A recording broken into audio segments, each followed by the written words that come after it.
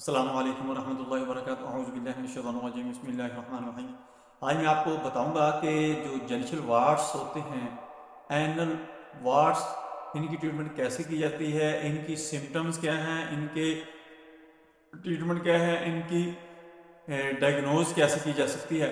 दोस्तों, आपने सबसे पहले ये वीडियो आगे लोगों के अंदर शेयर कर देनी है ताकि जिन लोगों तक मेरी वीडियो नहीं पहुंच रही उन तक पहुंचना शुरू हो जाए।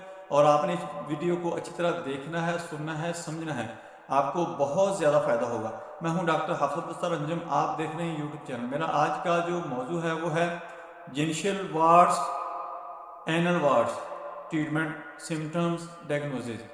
दोस्तों, ये जो जेनिशल वार्ड्स होती हैं यानी मस्से होती हैं, ये आपके जो थाई होते हैं इसके ऊपर वाले हिस्से के ऊपर अक्सर निकलते हैं, या टेस्टिस के ऊपर यानी फुस्सियों के ऊपर निकलती हैं, या